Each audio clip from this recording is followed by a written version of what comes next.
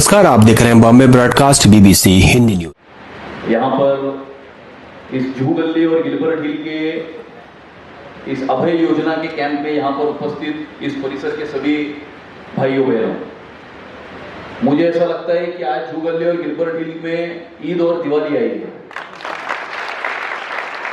और जो ये प्रकल्प पिछले अनेक न जाने कितने वर्षों से, जैसे नड़दकर साहब ने बताया, किसका 97 का है, किसी का 2002 का है, किसी का 2003 का है, 5 का है, 8 का है, 9 का है, जो भी है, और पिछले अनेक वर्षों से हम सुनते थे कि ये स्कीम होगी, कार्यान्वित होगी, और मुझे ऐसा लगता है कि एसआरए की हिस्ट्री का सबसे बड़ा स्कैम भी इसी स्कीम में हो गया। और जुहू गली, एसआरए और प्रेमनगर मिलके 8,000 करोड़ रुपए गमन हो गए। 8,000 करोड़ रुपए किधर गए, वो शायद आज इस कैंप को विरोध जो करने वाले लोग हैं, उन लोगों को आपने पूछना चाहिए कि 8,000 करोड़ रुपए किधर गए, क्या आपके पास भी कुछ आए क्या, ऐसा उनको पूछो। और इसीलिए मुझे इस बात की पूरी जानकारी है कि पिछले 1 महीने में आप लोगों को यहाँ पर आने से परावृत्त करने के लिए, आप लोगों को बहकाने के लिए, आप लोगों को भड़काने के लिए बहुत सारी कोशिशें की गई, लेकिन उन कोशिशों को नाकाम करते हुए इतनी बड़ी संख्या में आज यहाँ पर सब लोग उपस्थित है। सबसे पहले तो मैं आपका अभिनंदन करता हूं। और जो जो बातें मैंने पिछले 1 महीने में कल्याणकर साहब के साथ, जब हमारी पूरी टीम के साथ एसआरए में मीटिंग हुई, इसके ऊपर ईडी का स्टे था, उस ईडी के स्टे को विधानसभा में आवाज उठाकर तभी उप मुख्यमंत्री और आज के मुख्यमंत्री आदरणीय देवेंद्र जी ने तभी आश्वासन दिया, उसके 1 महीने में ईडी का स्टे भी हट गया।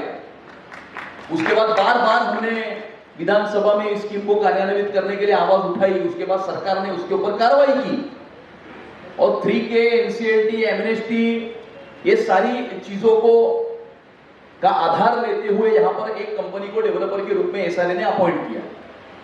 अभी आपके लिए डेवलपर कौन है, वो कंपनी नहीं है, आपके लिए डेवलपर यहाँ पर जो बैठे हैं ना, वो एसआरए सीईओ है, इतना आप याद रखना। हमारा वास्ता ये एसआरए सीईओ से है और आप ऐसे समझना कि ये प्रकल्प शासन खुद यहाँ पर कार्यान्वित कर रहा है। और जो जो चीजें हमने की, अभी ये स्कैम को यहाँ पर लगाने की आवश्यकता क्या है, उसको लगाने की आवश्यकता ये है कि उस समय पर जब सर्वे हुआ था, तभी मैं तो था नहीं, मैं तो नगर सेवक भी नहीं था, विधायक भी नहीं था, तभी जो लोग थे उन लोगों ने किस प्रकार से गुंडे लगाकर उस समय पर सर्वे किया था, इसकी जानकारी मुझे है। लोग आते थे, इधर 2 लोग खड़े रहते थे, इधर 2 लोग खड़े रहते थे। मुझे पसंद आया तो स्ट्रक्चर पे नंबर डालो, मुझे नहीं पसंद है तो स्ट्रक्चर पे नंबर मत डालो। ऐसा हुआ था कि नहीं हुआ था उस समय पर? हुआ था। देखो सब बोल रहे, हाँ अभी नहीं होगा भैया, अभी देवा भाऊ की सरकार है। हाँ,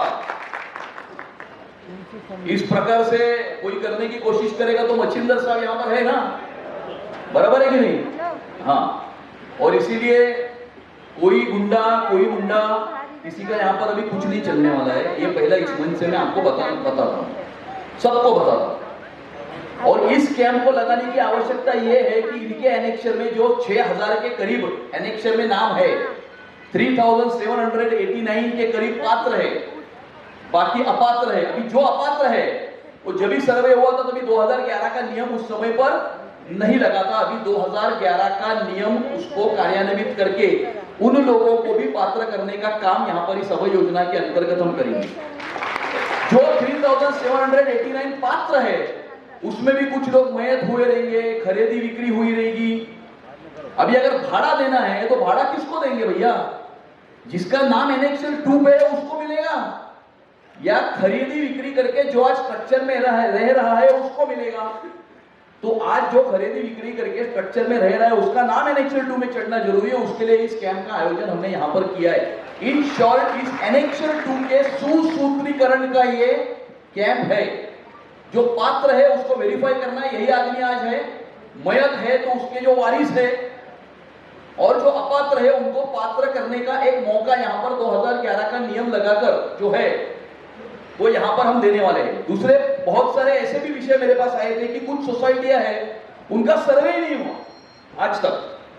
तो मेरी आपसे ये गुजारिश है नड़दकर साहब कि आप यहाँ पर एक काउंटर ऐसा लगाए कि ऐसी जो सोसाइटियां है जिनका आज तक सर्वे नहीं हुआ, वो वहां पर आकर अपनी नोंद करे ताकि आप बायोमेट्रिक की टीम को वहां पर कार्यान्वित करके उन लोगों का सर्वे आप करके ले, सर्वे करने के बाद फिर उनका एनेक्सर 2 बनेगा।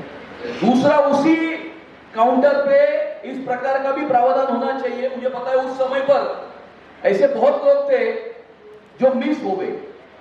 एक सोसाइटी का सर्वे हुआ है लेकिन उसका एनेक्सर 2 भी बना है, लेकिन उसमें कुछ लोग छूट गए, उनके घर पे नंबर भी नहीं डाले और उनका सर्वे भी नहीं हुआ, बायोमेट्रिक नहीं हुआ, पेपर जमा नहीं किया। ऐसे भी बहुत सारे लोग हैं। तो उसके लिए भी आप उसी काउंटर के ऊपर उसका भी प्रावधान करें कि मिसिंग, हमारा नाम ही नहीं है, हमारी सोसाइटी का सर्वे हुआ है लेकिन मेरा नाम उसमें है नहीं, तो उसका भी सर्वे करके नाम डाल के उसका बायोमेट्रिक करके उसको भी इस एनेक्सर 2 में इनकॉर्पोरेट करने के लिए आप वो भी प्रावधान यहां पर करें। और आपने तो खुद ही कहा है कि जब तक ये पूरा काम पूरा नहीं होगा तो हम यहां से जाएंगे नहीं, और जल्दी से जल्दी इनका काम पूरा हो इसके लिए आप सभी लोगों को इसमें सहकार्य करना है। Broadcast BBC Hindi news, Javed Nafi की रिपोर्ट।